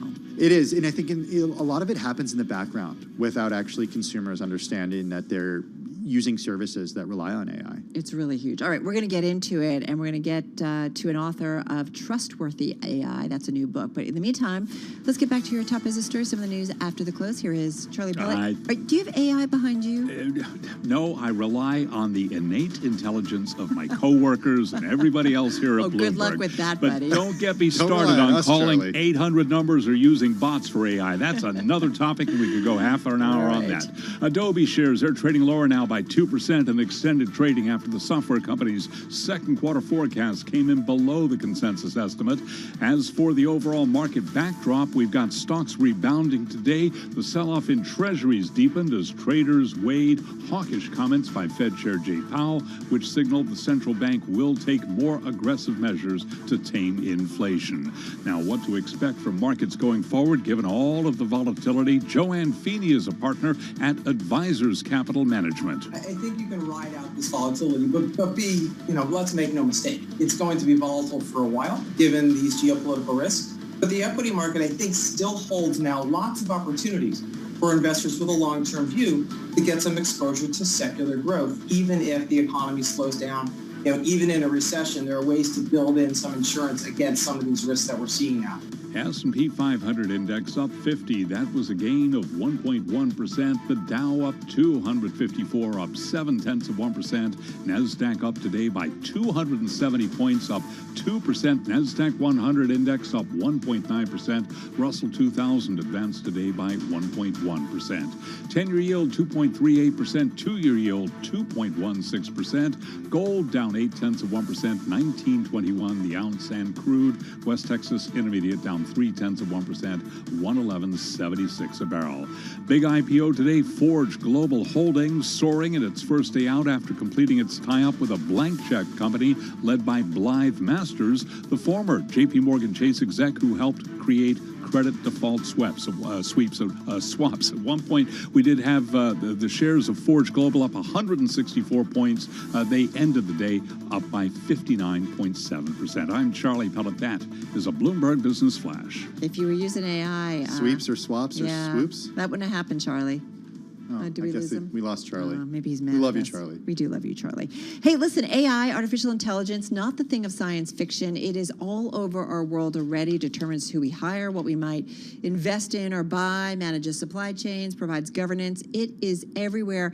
Last week, IDC noting that spending on AI solutions alone doubling in the U.S. by 2025, Tim, to $120 billion. Yeah, pretty massive market and a massive opportunity, I think, for a lot of companies. Bina Amanath is Executive Director of Global Deloitte AI Institute, Head of Trustworthy AI and Ethical Tech at Deloitte as well. Joining us now on the Zoom from California, she's got a new book out today. It's called Trustworthy AI, a business guide for navigating trust and ethics in AI. Bina, it's good to have you with us. How are you? Bina? We're still, we're having... Oh, good. It's good to have you with us. How are you doing? Bina, we're going to work on making sure that we can we get your connection up. She can. Yeah, so we're working on that. Yeah, we're working on it. Carol, you mentioned the market opportunity, especially in the next few years as AI continues to develop. But you also mentioned how it works in the background oftentimes, and a lot of consumers don't even realize it's going on. It's fascinating. I was thinking about the Land's End conversation, but you talk to a retailer or anything, they talk about the use of AI and stuff in terms of what consumers are buying or what they need to be, maybe offering up to consumers or even supply chain management. But Bina's with us. So Bina, give us an idea of, I think before we actually get to the ethics AI, the part of this that your book focuses on, I want to talk a little bit about where consumers experience AI, where our audience would actually interact with AI without even knowing it. everywhere. If they're using a smartphone, they're using AI, and which is the most prominent use of AI today, without even knowing that everything that they use, right from their maps to the messaging to the social media, banking, everything is powered by AI today, and it's in their pockets, in their phone right now. So it's a good thing? I say that with a little sarcasm. I mean, how do we, like, it can be very helpful in supply chain management, if you think about it, in governance. I remember doing some stories about venture capitalists being able to look at smaller deals that maybe wouldn't make sense to spend time on, but using technology, using AI, they can kind of screen through things. So how do you think about AI, the good, the bad, and the ugly? That's a great question, Carol. And, I think there is a lot of goodness that AI can bring to humanity as a whole, but there are side effects as well. And today we are in that era where everybody is focused on the value creation of AI. And we see these high level headlines on all the bad things AI is doing. The reality is that it's a balance. There is a lot of goodness and there's a lot of value, positive value, things what you mentioned, supply chain optimization, translation, patient diagnosis. There's a lot of goodness that's coming out, but there's also unintended consequences that's coming to the forefront as AI is scaling out into more and more applications. Okay, I want to get to some of those unintended consequences, but I also have, I think I come from a place that a lot of our listeners and viewers can relate to, but the idea when you're on the phone trying to call an airline, for example, or perhaps get something fixed, and you have AI trying to work with you, and it's like, represent, you just keep repeating representative over and over again, right? Because the bot just isn't doing it for you. And I think that's frustrating for a lot of consumers. That's true, Tim. I'm with you. I had a lot of challenges, especially with my accent, which doesn't fit into the norm, right? To communicate anything. And, you at some point, you're just yelling representative, right? So look, the reality is the technology is still very in its infancy, right? Because the research is still happening. It's not a fully developed technology, but we're using it in the real world. Since it's not fully developed, there are that unintended consequences that's not well thought through. So think of it, you're using something that is not fully mature, right? And it is growing along with you while you're using it. It's learning from you. It's learning my accent and adopting it. And in the next iteration, somebody with a similar accent as mine, it will be easier to recognize. So it is learning and growing. And that's why there's an element of patience that needs to come into play, because it's not being trained for every possible scenario. What about, in a world where we are increasingly, whether we're talking, actually, you know what, hang on a second, because I have a thought about transparency, because I do think we don't realize the amount of AI that's out there. But we're going to do a little bit of news, and then we'll come back and continue our conversation. We are talking with the author of Trustworthy, a business guide for navigating trust and ethics in AI. We're going to get back to her in just a moment, because I do feel like there's a million questions. I also want to talk about bias and try to get an understanding of when AI is developed, how we avoid biases being translated into AI. All right, let's get back, though, to that world of national news and to Nancy Lyon. She's in our 99.1 newsroom in D.C. Hey, Nance. Thanks, Carol. Judge Ketanji Brown Jackson is still taking questions from the Senate Judiciary Committee, with each member having 30 minutes to query the Supreme Court nominee. Republican Senator Lindsey Graham of South Carolina brought up past grievances of how Justice Amy Coney Barrett was treated by Democrats when they asked her about her religious beliefs. So he asked Jackson about hers. Do you attend church regularly? Well, Senator, I am reluctant to talk about my faith in this way just because I want to be mindful of the need for the public to have confidence in my ability to separate out my personal views. Aides say President Biden has been watching some of Jackson's testimony and says he's proud of how she's conducted herself. Well, as Russia continues its bloody war against Ukraine, Senate Majority Leader Chuck Schumer is urging his colleagues to send a message to Vladimir Putin and revoke most favored trade status with Moscow. Every drop of Ukrainian blood demands a response, And the United States has an obligation to stand behind this young democracy. Schumer says it's important to pass the legislation before President Biden heads to Brussels this week. The House has already approved the measure. Chinese investigators say the pilots of a doomed China Eastern Airlines flight failed to respond to multiple calls from Chinese air traffic controllers after tipping into a deadly nosedive. They're still sifting through evidence to determine why the Boeing 737-800 plane carrying 132 people crashed in southern China yesterday. Global news 24 hours a day, on air and on Bloomberg Quick Take, powered by more than 2,700 journalists and analysts. All right, Nance, thank you so much. We're going to get back to our guest in just a moment. But in the meantime, we talked a little bit about Tesla. Certainly, we saw the share price moving up again in today's session. In fact, I think it was one of the top performers in the S&P 500, up about 8%. And I think it's up for a 6-day surging, as we said. And I think it pushed the company's market cap back above $1 trillion. We ended up there, right? Yep. No. Yeah. Above $1 trillion. Above $1 trillion. So we're back there. Okay, where do you want to start here? Do you want to just talk about can we just go to it? Let's just go to it. Well, the news is, right, they opened up a new car factory in Berlin, outside Berlin. Yeah, so they've got this this new factory. It's in a plant outside Berlin. The opening ceremony was on Tuesday, today. 30 Model Ys. They handed them over to customers in front of German Chancellor Olaf Scholz. Also, CEO Elon Musk followed through on his promise to dance, as he did when Tesla opened in Shanghai 2 years ago. Try it out. Okay, so if you're watching on YouTube, you can see this. But the whole point of us doing this is because we wanted to show you a video of Elon Musk. We're really sorry for everybody on radio, but it's, you know how you go to a wedding and there's always like a relative who just doesn't know how to dance. Yeah, well, that's kind of what you're seeing. If you know what? If you go to that but wedding. we love that relative who can't dance. Well, if you go to that. Sometimes I'm that relative. That's what I was going to say. If you can't find that relative, Carol, it's you. Exactly. You know, okay, so Elon Musk. That's why there's always a lot of alcohol when you're dancing, so that nobody views each other and gets too critical. According to the Bloomberg Billionaires Index, Elon Musk is still the wealthiest person in the world, ahead of Jeff Bezos. He's got a net worth now of $235.2 billion. So he can dance however the heck he wants to. That's what I'm getting at. Yeah, that's what I'm getting at. It's really fun. I mean, this is a guy who kind of just does his thing. He does.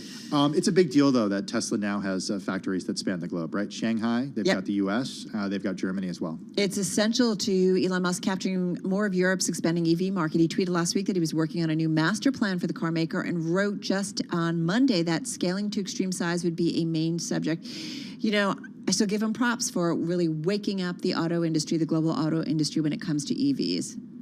And so dance however you want, Elon. Dance like nobody's watching. Exactly.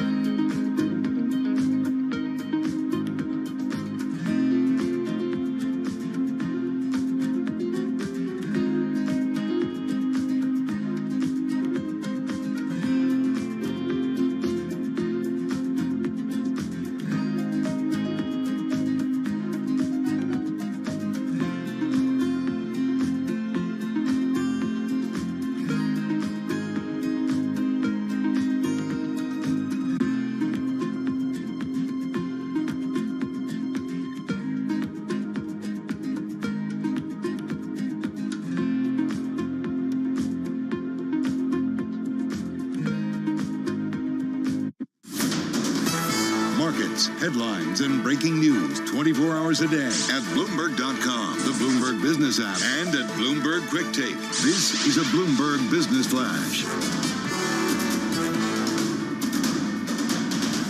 From Bloomberg World Headquarters, I'm Charlie Pellet. Adobe shares now lower by about 0.5%. Adobe delivered a disappointing outlook for the current period, suggesting increased competition is making a dent against the company's signature design software. Stocks rebounded today while the sell-off in treasuries deepened as traders weighed hawkish comments by Fed Chair Jay Powell, which signaled the central bank will take more aggressive measures to tame inflation. The S&P 500 index advanced, recovering half its losses now from a sell-off that started in January. S&P up today by 50 points, a gain of 1.1%. The Dow up 254, up 0.7. NASDAQ higher today by 2%. 10-year yield 2.37%, 2-year yield 2.16%. Spot gold down 0.8%, 19.21 the ounce, while West Texas Intermediate crude was down 0.3, 111.76 a barrel on WTI. I'm Charlie Pellet. That is a Bloomberg Business Flash. All right, Charlie, I want to get back to our guest, Bina Amanath. She is Executive Director at Global Deloitte AI Institute, Head of Trustworthy AI and Ethical Tech at Deloitte, and the book she's got out, Trustworthy, a business guide for navigating trust and ethics in AI. I want to get back to transparency or bring that up, but Bina, let me ask you, is AI what's going to determine in a self-driving car whether or not you hit the dog, the cat, or the cyclist? Or none, hopefully? Or none, hopefully? None? Right. Thank you, Tim. That's a great question. And I think, it is at this point, it is really up to the company who's creating the self-driving car who's determining it till we get regulations in place. And my book really gives that company a structure to think about it and potentially offer those options to the consumer, or potentially, bring together a focus group to decide it. But there needs to be a structured way of thinking it, unlike just building that technology and deploying it out into the world and then, seeing what happens. So I think there needs to be more mindfulness, more thought put into what are the possible scenarios and how do you mitigate those. What are the questions that executives come to you with when it comes to AI? Like, what are their goals in sort of building out projects that rely on AI technology? And then what do you have to tell them in terms of guardrails and in terms of making sure they don't make mistakes of the past? That's a great question, Tim. And many of them are just looking for how can I get value from AI from my business? And there are two options. One is either through new revenue opportunities, meaning building new AI products that couldn't be done with existing technology. So there's brand new revenue opportunities. Or the other is optimizing or cost savings, right? How do you optimize your current supply chain process, for example, to get better value for the goods that you buy from your sourcers? How do you optimize your document management, for example? So those are the two ways you can get value from AI for your business today. And most of them at that point are not thinking about guardrails or the ways it could go wrong. So really, it is up to us as the general audience, as the public, and definitely me in my role is to raise that awareness. Look, you're focusing on all the positive value creation, but there are risks associated with it. The obvious ones are the brand and reputational risk, but there are really bad things that can happen if you do not think about the ethical implications up front and put in those guardrails. Like what? What's the thing that you worry most about in terms of AI and maybe the misuse or the unethical impact of it? The thing I worry most about is that we are not thinking about the ways it could go wrong. And you can take any scenario, right? And the challenge is that it's not a one size fits all. There is no single answer. Like you think of something as, as simple as personalized marketing, right? Where you are taking consumer data, matching it with products and providing personalized ads, right? But that same technology, the AI, can be used for providing potentially personalized healthcare. Now, when you think about bias in this scenario, bias in the personalized marketing world means, the wrong ad to the wrong person. But in the healthcare space, it means a wrong diagnosis to the wrong person, which is terrible, right? Mm-hmm. So I think it has to be weighted. So what I try to make sure is you think about the nuances, the context, because AI as a whole is about intelligence. And intelligence is different based on the scenario, the solution, the industry that you're in. It is not going to be a one size fit all. So how do you weigh it as a CEO to say which other risks I'm willing to take and which other risks I'm not willing to take and that I need to think more about? I'm interested in when, you have a background in this as in engineering, a background in obviously in technology. And I'm wondering from the consumer side, not from the consultant side, when you've been out in the world and you've encountered AI and you've thought to yourself, this is exactly the right way that this company should be using AI. What's an example of that?